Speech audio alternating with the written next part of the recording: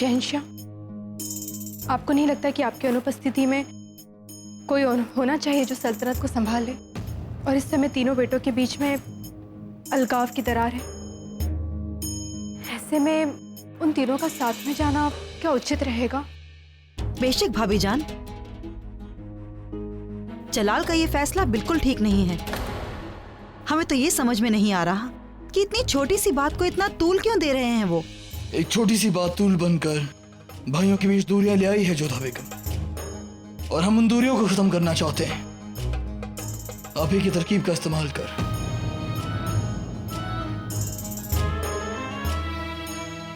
हमारी तरकीब?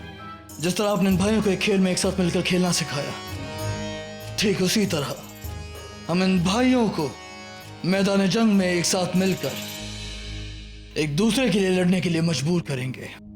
कुनबे में सब कुछ गलत चल रहा है और हमें इसे रोकना होगा। हमें लगता है कि एक गलत निर्णय से दूरियों को सही नहीं किया जा सकता है। आपने सलीम को मुराद के नीचे काम करने के लिए कहा है। हम मानते हैं कि मुराद शाह है और सेना का नेतृत्व का अधिकार भी उन्हीं का है, परंतु कदाचित सलीम को ये पसंद ना आए। आप सलीम को दूसरी टुकड़ी में भी तो रख सकते थे। जोधा बेगम, हम शेखों की काबिलियत अच्छी तरह से जानते हैं। उन्हें बचपन से लेकर आज तक जंगी तालीम खाने खाना और राजा मानसिंह से हासिल हुई है, और अब वो ये बात साबित भी कर चुके हैं। लेकिन हम बस चाहते हैं कि मुराद को अपने भाई से सीखने को कुछ मिले, क्योंकि भले ही मुराद का औहदा बड़ा है जोधा बेगम, लेकिन उन्हें जंगी तजुर्बा नहीं है। ना चाहते हुए भी उन्हें शेखों से राय लेनी ही होगी, और हो सकता है कि उस दौरान उनकी जो कड़वाहट है वो दूर हो जाए, और शाह ईरान के खिलाफ इस जंग में जैसा हम चाहते हैं हमारे बच्चे एक हो जाएंगे। आपको यकीन है ना हम पर जोधा बेगम? ऐसा कभी हुआ है कि आपने कोई बात कही और हमें उस पर विश्वास न हो? आपने जो निर्णय लिया है उचित ही होगा। जलाल का जंग का फैसला ठीक नहीं है। आज तक हम जलाल की अम्मी जान बनकर उसका हर फैसला मानते आ रहे हैं, लेकिन अब वक्त आ गया है। हमें मरियम मकानी बनकर इस मामले में दखल देना होगा। आदाब हुजूर। आ गए तुम? जाकर हमारे लिए मिठाइयाँ लेकर आओ। मिठाइयाँ? गुस्ताखी माफ हुजूर, लेकिन क्या कोई खास खुशखबरी है? हाँ, खुशखबरी तो है ही। शहंशाह शाह ईरान के खिलाफ जंग जो करने वाले हैं। या अल्लाह, शहंशाह जंग पर जा रहे हैं और आप खुशियां मना रहे? बेशक, क्यों नहीं। शहंशाह जोधा बेगम की वजह से जंग कर रहे हैं। सल्तनत की आजादी, सैकड़ों लोगों की जान खतरे में पड़ने वाली है सिर्फ और सिर्फ जोधा बेगम की वजह से, क्योंकि वो अपना मजहब नहीं बदलना चाहती। वो कहना के भजन गाना चाहती हैं, कलमा नहीं पढ़ना चाहती, और उनकी यही जिद हमारी खुशी की वजह है। अल्लाह करे कि वो हमेशा इसी तरह जिद्दी बनी रहे और एक के बाद एक करके सल्तनत में मुसीबतें आती रहे, और सबको यकीन हो जाए कि सारी मुसीबतों की जड़ जोधा बेगम है। उनकी इज्जत, उनका रुतबा कम हो जाएगा बिना हमारे कुछ किए हुए। तो बोलो होशियार, क्या ये खुशी की वजह हुई या नहीं? अब जाओ, हमारे लिए मिठाइयाँ लेकर आओ।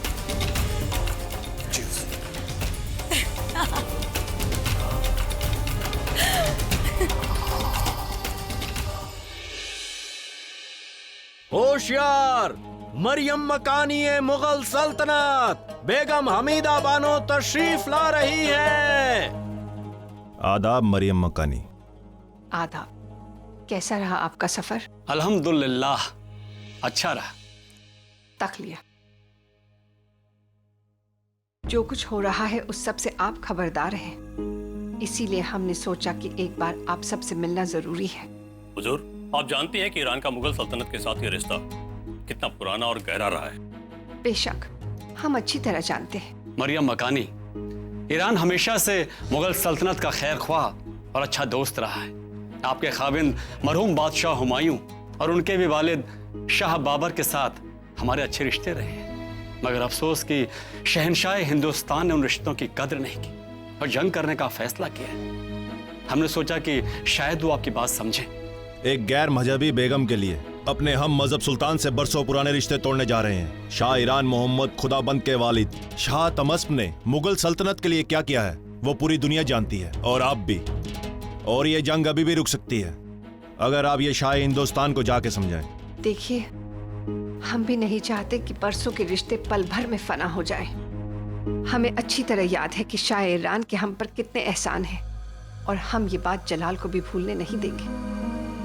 हम जलाल से बात करेंगे। हम नहीं चाहते कि दोनों सल्तनतों के बीच के रिश्तों की गर्माहट कड़वाहट में बदल जाए।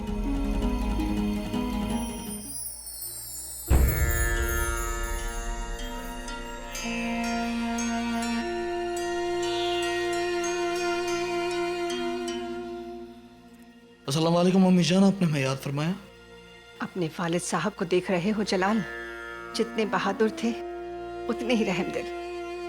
क्या क्या नहीं किया उन्होंने अपनी जिंदगी में।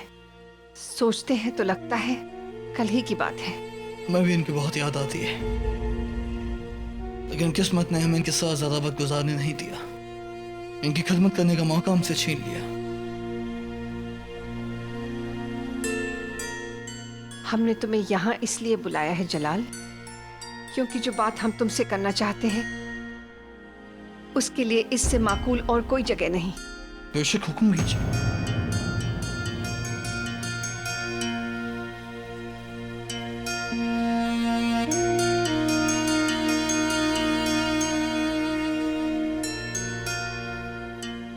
जानते हो ये क्या है?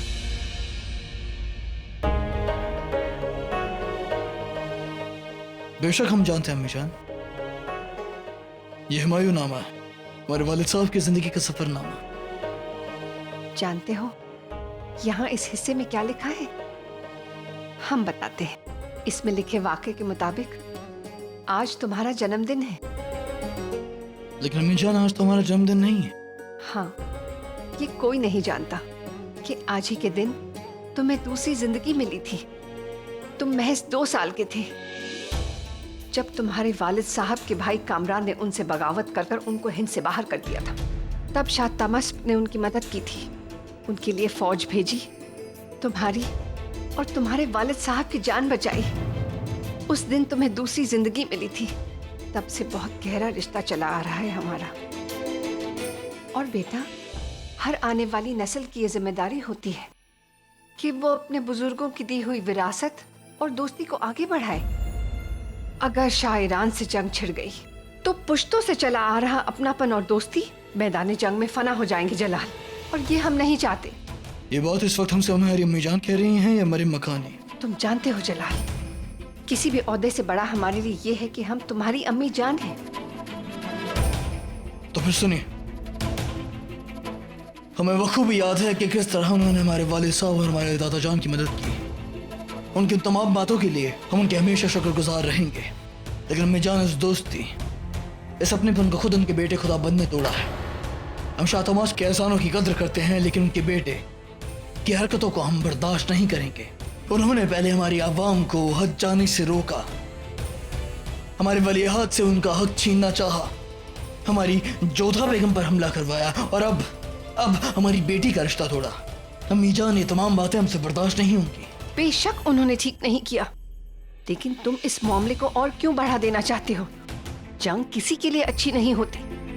ये जानते हुए भी तुम इतनी बड़ी जंग के लिए तैयार हो? अम्मी जान, इस जंग को उन्होंने छेड़ा है, लेकिन खत्म हम करेंगे। और इस बात को आप मानने से इनकार नहीं कर सकती हैं कि जबरन किसी से इस्लाम कबूल नहीं करवाया जा सकता है। जब तक किसी का इस्लाम पर यकीन ना हो या ईमान ना हो, उसका इस्लाम कबूल करना जायज नहीं है।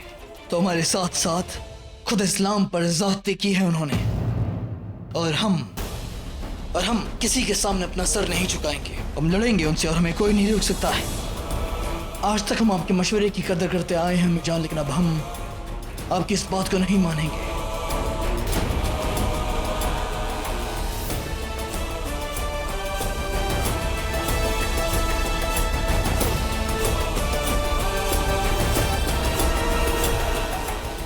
अगर तुम हमारी बात नहीं मानते जलाल, तो हमारे पास बस एक ही तरीका बचा है,